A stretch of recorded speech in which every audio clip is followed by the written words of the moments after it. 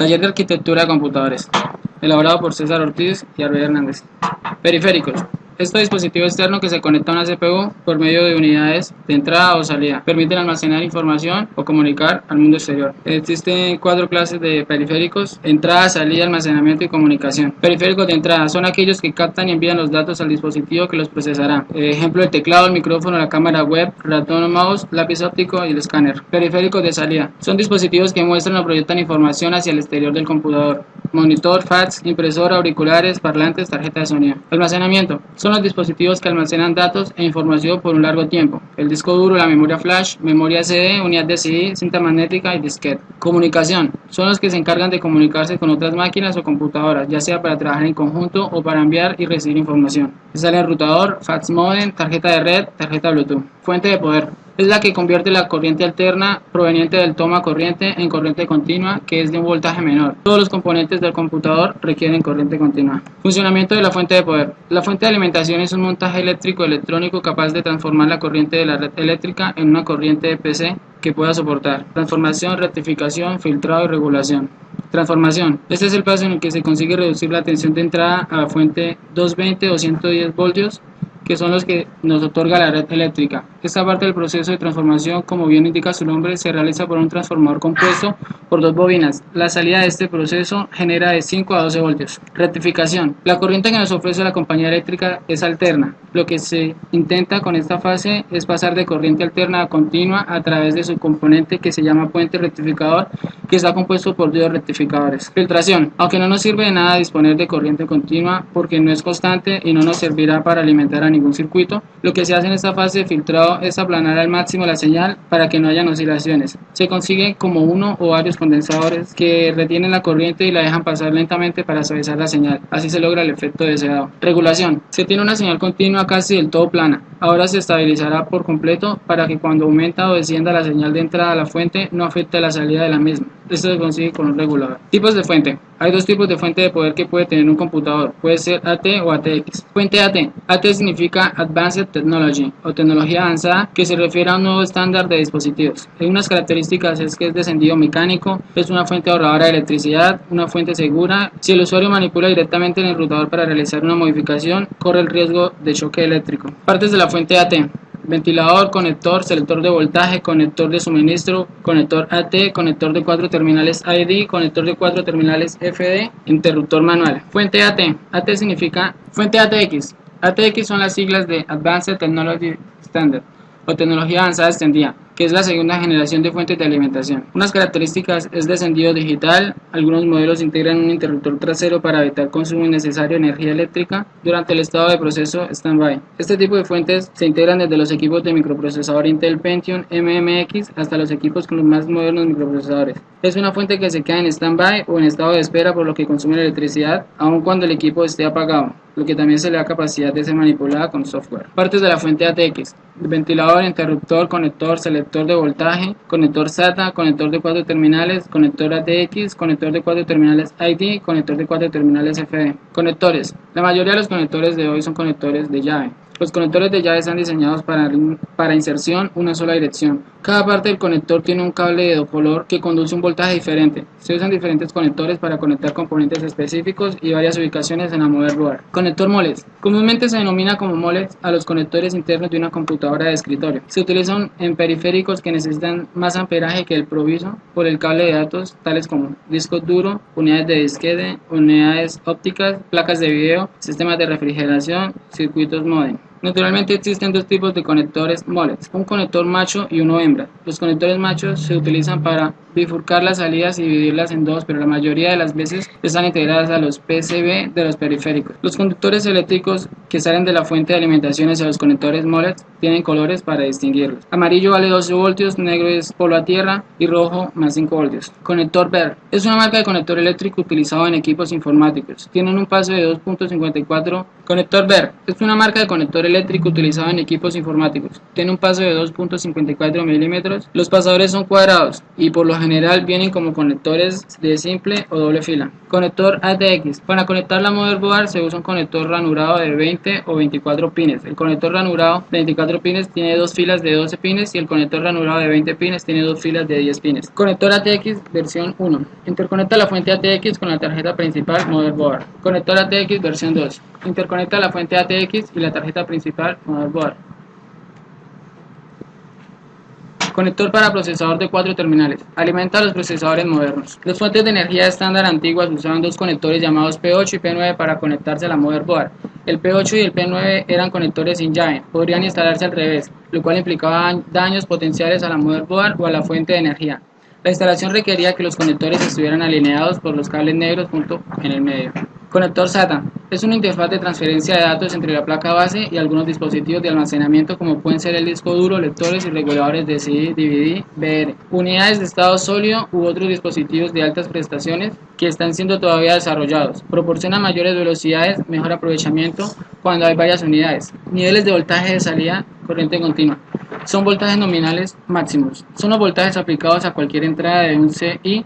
No debe extender los 5.5 voltios. Existe también un máximo para el voltaje negativo que se puede aplicar en una entrada TTL, que es de menos 0.5 voltios. Esto debe al uso de diodos de protección en paralelo en cada entrada de los CI TTL. Cooler. Ventilador que se utiliza en los gabinetes de computadoras y otros dispositivos electrónicos para refrigerarlos. Microprocesador. Es un circuito digital generalmente bastante complejo que realiza procesamiento de datos. Las operaciones que se llevan a cabo durante dicho procesamiento son controladas por lo que se denomina un programa. Este último es el que se le indica al microprocesador exactamente qué es lo que tiene que hacer. Por ejemplo, leer un dato de un teclado y mandarlo a una pantalla de cristal líquido o tomar dos valores a la memoria, sumarlos y poner este resultado en la misma. Arquitectura del microprocesador. El 4004 fue el microprocesador que le dio vida a una de las primeras calculadoras electrónicas. Luego, en 1973, saca al mercado el 8080, microprocesador que se utilizaría en la construcción de las primeras computadoras para el hogar. Clases de microprocesadores para escritorio. Intel Corporation ha desarrollado microprocesadores durante casi 4 décadas, incluyendo la creación de uno de los primeros microprocesadores comerciales en 1971. Para portátil, existen dos grandes fábricas de microprocesadores para portátiles, Intel y AMD, pero Intel es el dominante. Intel tiene unos magníficos productos y sus últimos procesadores de la familia Core AE son los más interesantes que hay actualmente en el mercado. Sistema de refrigeración. La refrigeración del PC es muy importante, ya sea en el caso de un PC portátil o de sobremesa. Si pensamos hacerle overclocking o queremos un equipo más silencioso o cuando el sistema de refrigeración de origen ya no nos satisface, entonces es el momento de cambiar los ventiladores y disipadores de acuerdo al presupuesto y a nuestras expectativas. Instalación del microprocesador. Uno de los componentes más complicados y delicados de instalar es el microprocesador. El mismo conlleva una serie de pasos a seguir muy específicos.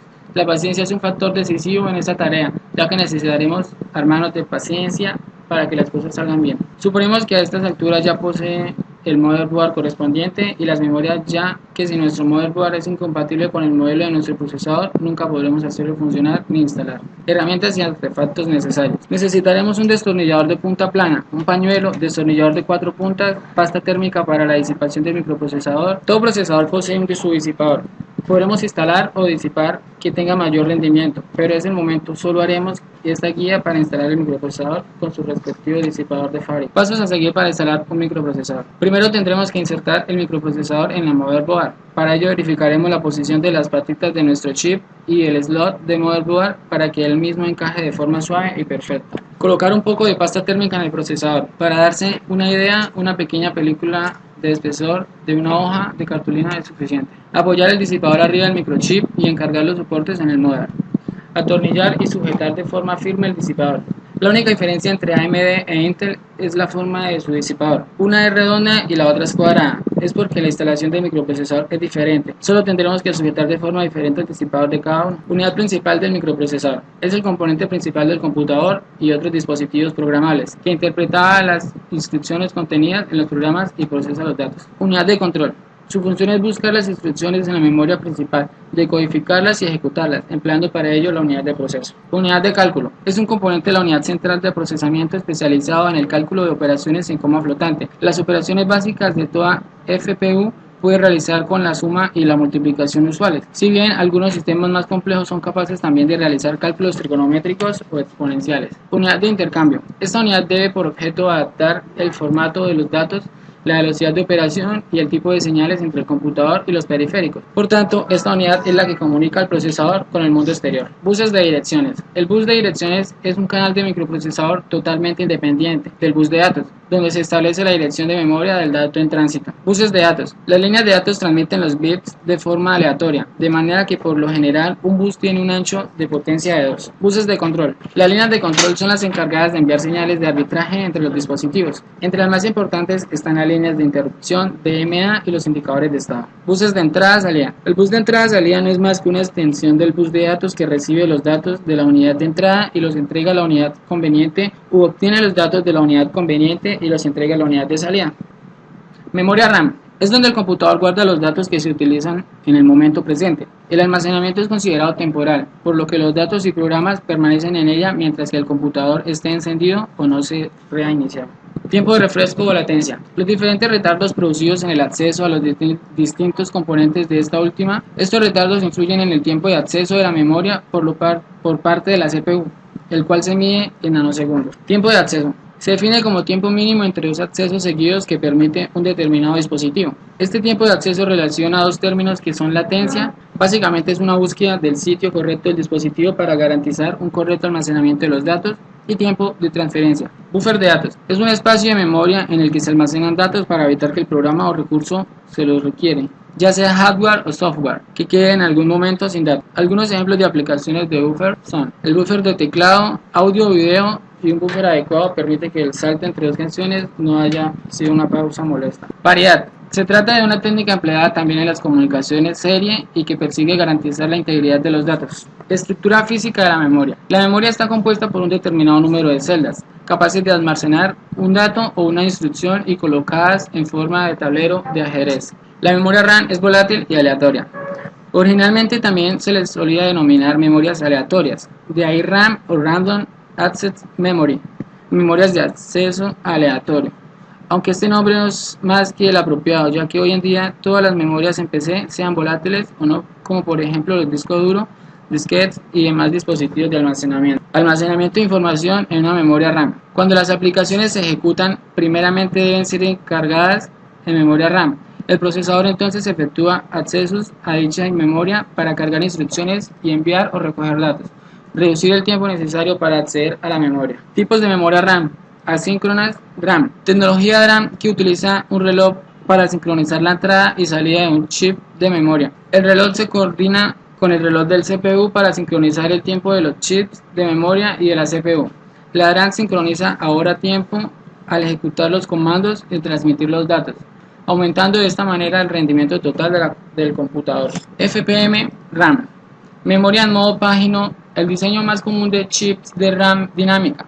El acceso a los bits de memoria se realiza por medio de coordenadas, fila y columna. EDO RAM. El tipo de chip de RAM dinámica que mejora el rendimiento de modo que la memoria FlashPay alrededor de un 10%. Al ser un subconjunto de FlashPay, puede ser sustituida por chips de modo FlashPay. BEDO RAM. Es un tipo más rápido de EDO que mejora la velocidad usando un contador de dirección para las siguientes direcciones y un estado pipeline que soporta las operaciones. Tipos de memoria RAM síncronas. SDR-SRAM.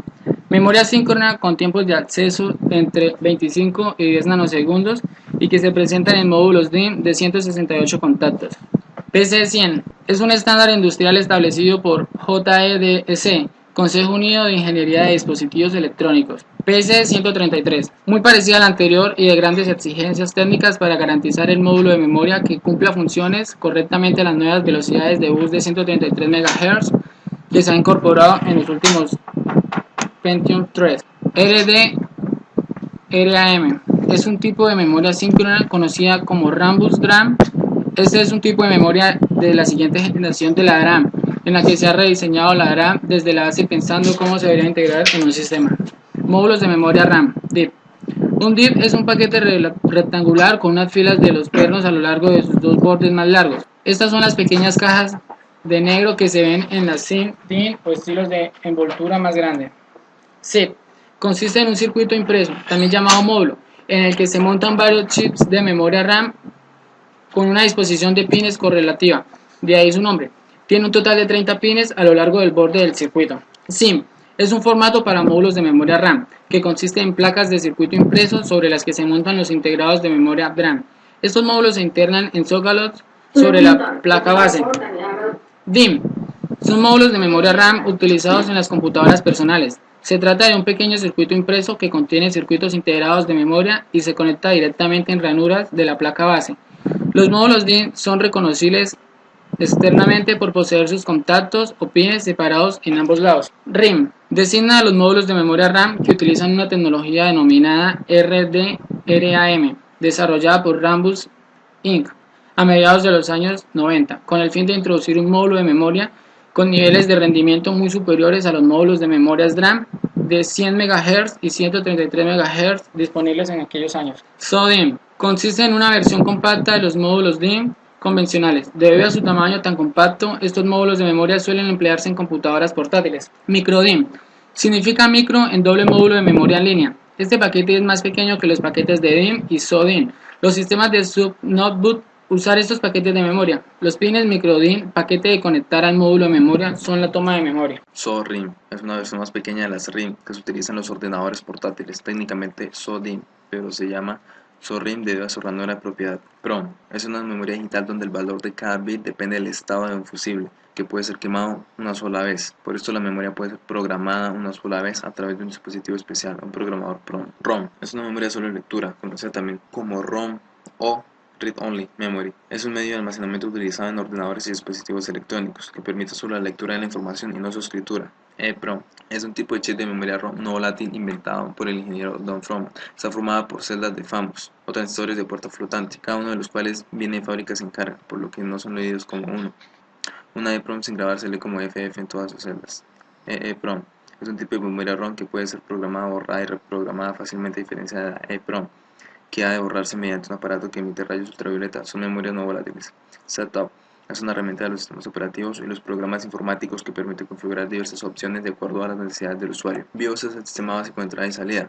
Es un programa informático inscrito en componentes electrónicos de memoria flash extended en la placa base. CMOS es una de las familias lógicas empleadas en la fabricación de circuitos integrados. Su principal característica consiste en la utilización conjunta de transistores de tipo PMOS y tipo NMOS, configurados de tal forma que en estado de reposo el consumo de energía es únicamente el debido a las corrientes parásitas. El disco duro está compuesto por uno o varios discos concéntricos llamados platos, que giran a la vez sobre el mismo eje. El cabezal está formado por un conjunto de brazos paralelos a los platos, alineados verticalmente y que también se desplazan de forma simultánea, en cuya punta están las cabezas de lectura-escritura. Organización de la información. Al igual que un disquete en un disco duro, la información se graba en piezas de megacilindros, con un número determinado de sectores mediante un número determinado de cabezas. Límites de capacidad. El disco duro de 10 MB. Nadie que no fuera tomado por loco podía precedir las enormes capacidades de los discos duros actuales. Debido a este vertiginoso aumento de capacidades, se han ido llegando a ciertos límites de capacidades impuestos por el diseño de la BIOS, del computador o de los propios sistemas operativos. Límite de 528 MB. Las BIOS antiguas no soportan discos duros superiores a esta capacidad. Estos discos duros se caracterizan por tener más de 1024 cilindros. La solución consiste en actualizar la BIOS o en utilizar un programa residente en el sector de arranque del disco duro. Límite de 2 GB. Algunos computadores no soportan discos duros de más de 4092 cilindros.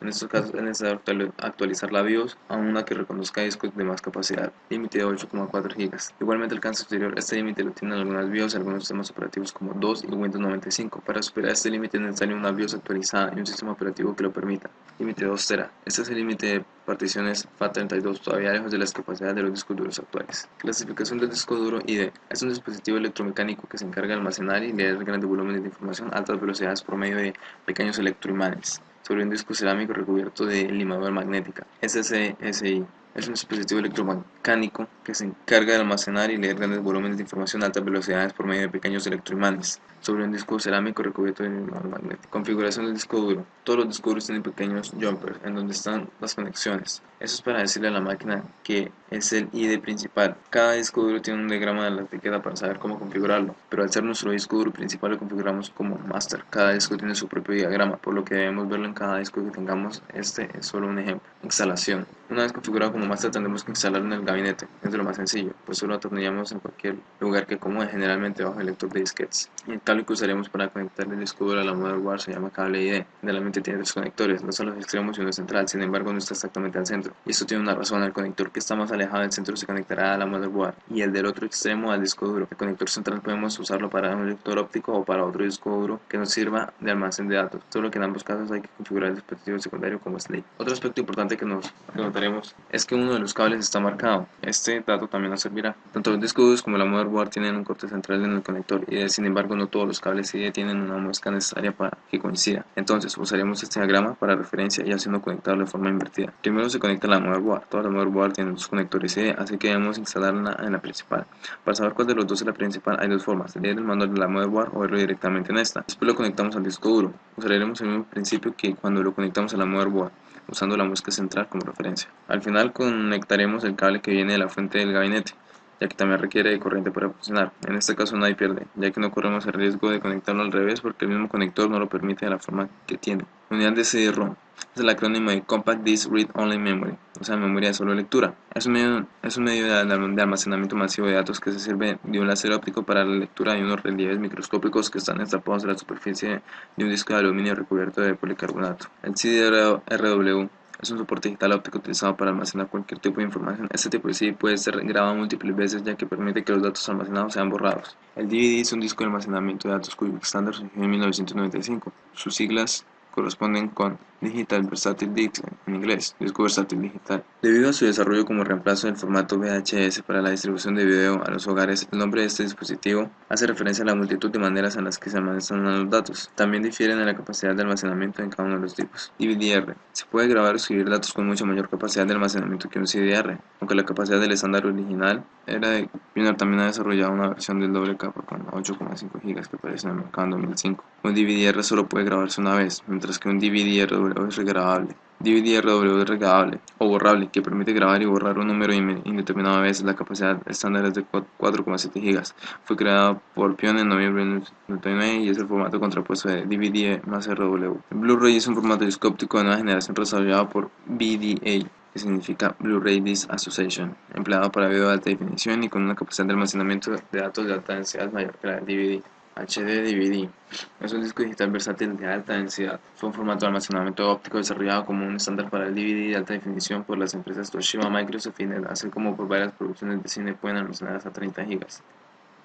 Características generales del CD. Funcionamiento de las impresoras a láser de matriz de punto y de inyección de tinta. En matriz de punto, los caracteres se forman por medio de una matriz de agujas. La impresora matriz de punto permite la impresión de documentos sobre papel gracias al movimiento hacia atrás y hacia adelante de un carro que contiene un cabezal de impresión. El cabezal se compone de pequeñas hojas metálicas accionadas por electroimanes que golpean una cinta de carbón llamada cinta entintada, ubicada entre el cabezal y el papel. La impresora a inyección de tinta utiliza inyectores que poseen su propio elemento de calentamiento incorporado. En este caso se utiliza tecnología técnica. Actualmente las cabezales de impresoras están hechos por varios inyectores, equivalentes a varias agujas, calentadas a una temperatura de entre 300 y 400 grados Celsius. Cada inyector produce una pequeña burbuja que sale inyectada como una gota muy fina. La impresora láser es la que nos permite imprimir textos o gráficos tanto en negro como en color con gran calidad. Este posee un dispositivo de impresión que consta de un tambor fotoconductor que va unido a un dispositivo de tóner y un haz láser, el cual es modulado y proyectado a través de un disco especular hacia el tambor fotoconductor. El monitor LCD funciona cuando las moléculas de luz llegan a la red cristalina. Este inmediatamente cambia el ángulo de polarización, se divide en dos después de que una reflejada y la otra sea emitida, es decir, se reduce la luz que el cristal atrapa. El monitor CRT o TRC posee entre ellos un tubo de rayos catódicos conocido también como CRT o TRC, el cual es el encargado de mostrar a nosotros, los usuarios, una imagen. La placa base es una tarjeta de circuito impreso a la que se conectan los componentes que constituyen la computadora u ordenador. Puerto de juegos es una de las conexiones tradicionales para los dispositivos de control en un videojuego. Conector para panel frontal. En la actualidad los conectores se diferencian bastante bien, ya que tienen su placa plástica coloreada y cuentan con una leyenda serigrafiada al lado para conocer los jumpers que le corresponden. codificador de audio. Nos permite reducir la cantidad de bits que ocupa un flechero de audio. Zócalos PCI y CNR. Es un sistema electromecánico de soporte y conexión eléctrica instalado en la placa base. Tipos de placa base AT. Son las que han estado siempre al mando, son típicos de los primeros ordenadores clónicos y han estado hasta la aparición de los Pentium. Este carece de ventilación y posee muchos cables. Son reconocidos por el conector del teclado clavija de formato de ancho. ATX. Son las placas estándar del mercado actual. Tienen una mejor ventilación, menos cables de teclado y el ratón son de clavija MIDI y llevan más conectores, sobre todo los modernos USB y firewall. Placa AT. Placa ATX. El socket se define como el punto final de una conexión. Los sockets se crean y se utilizan con un sistema de peticiones o de llamadas de función. El chipset sirve como un puente de comunicación con el resto de componentes que posee una placa base con la memoria, el ratón, el teclado, etc. Los puertos. El puerto USB es una entrada o acceso para el usuario, en el cual puede compartir alguna información, sean imágenes, música, videos, etc. El Ethernet es la tecnología de red de área local más extendida en la actualidad, es decir, es la más usada en todos los tiempos. El modem RJ es para conectar líneas telefónicas. PS2 es un conector o puerto que se utiliza para hacer que funcione el teclado o el mouse en los computadores de escritorio. El HD15 VGA o SVGA es el puerto especializado para conectar el monitor en el caso de un computador de escritorio. El DB9 serial RS232 es la norma que se establece para una conexión de unos datos seriales entre un DT y DC. SATA es un conector de transferencia de datos entre la placa base y algunos dispositivos de almacenamiento. DB9F es un conector tipo hembra que posee 9 sockets pequeños. El puerto paralelo es un cable o vía física que permite que los bits formen un bus mediante un puerto paralelo que se puede controlar como periféricos. Los tipos de ranuras PCI son PCI, que es un bus de ordenador estándar para conectar dispositivos periféricos directamente a su placa base. PCI Express usa los conceptos de programación y los estándares de comunicación existentes, pero se basa en un sistema de comunicación serie mucho más rápido. PCI X es un tipo de bus y estándar de tarjeta de expansión interna que supera al bus PCI por su mayor ancho de banda exigido por los servidores. Es una versión con el doble ancho del PCI, ejecutándose hasta cuadruplicar la velocidad del reloj. El AGP es una especificación de bus que proporciona una conexión directa entre el adaptador de gráficos y la memoria. El mouse es un dispositivo apuntador utilizado para facilitar el manejo de un entorno gráfico en una computadora. Generalmente está fabricado en plástico y se utiliza con una de las manos. Detecta su movimiento relativo en dos dimensiones por la superficie plana en la que se apoya, reflejándose habitualmente a través de un puntero o flecha en el monitor. El teclado es un periférico de entrada que utiliza a su disposición botones que actúan como palancas mecánicas e interruptores electrónicos que envían información a la computadora. El micrófono es un transductor eléctrico acústico. Su función es la de transformar las vibraciones debidas de la presión acústica ejercida sobre su cápsula por las ondas sonoras en energía eléctrica o grabar sonidos de cualquier lugar o elemento. La cámara de video captura imágenes convirtiéndolas en señales eléctricas, en la mayoría de los casos a señal de video, también conocida como señal de televisión. En otras palabras, una cámara de video es un transductor óptico. El escáner está formado por una superficie plana de vidrio sobre la que se sitúa el documento a escanear, generalmente opaco, bajo la cual un brazo se desplaza a lo largo del área de captura. Montados en este brazo móvil se encuentra la fuente de luz y el fotosensor. El buffer es un espacio de la memoria en el que se almacenan datos para evitar que el programa o recurso que lo requiere, ya sea hardware o software, se quede sin datos durante una transferencia. La memoria flash permite la lectura y escritura de múltiples posiciones de la memoria en la misma operación. El caché interna es una innovación relativamente reciente en realidad. Son dos, cada una con una emisión específica, una para datos y otra para instrucciones. Caché externa es más antigua que la interna, dado que hasta la fecha relativamente reciente, estas últimas eran impracticables. Es una memoria de acceso rápido incluida en la placa base. FIFO, First in First Out, primero de entrada y primero en salir, es decir, es lo que se llama una fila de espera. Se utilizan estructuras de datos para implementar colas. La implementación puede efectuarse con ayuda de arrays o vectores, o bien mediante el uso de punteros y asignación dinámica a la memoria. LIFO, Last in First Out, la última información introducida en la memoria es la primera en extraerse. Es lo que se llama una pila o apilamiento. NVIDIA es una empresa multinacional especializada en el desarrollo de unidades de procesamiento gráfico y tecnologías de circuitos integrados para estaciones de trabajo, ordenadores personales y dispositivos móviles. ATI son tarjetas gráficas que ofrecen el mejor rendimiento y características totalmente compatibles con DirectX 11 y las tecnologías más avanzadas del mercado en gráficos. Tienen visualización y memoria. También fue una de las mayores empresas de hardware que diseñaba GPU y tarjetas gráficas. Fue comprada por AMD en el año 2006, pero mantuvo su nombre por algunos productores hasta la salida de la serie Radeon HD 6000 en el 2010. Gracias por su atención.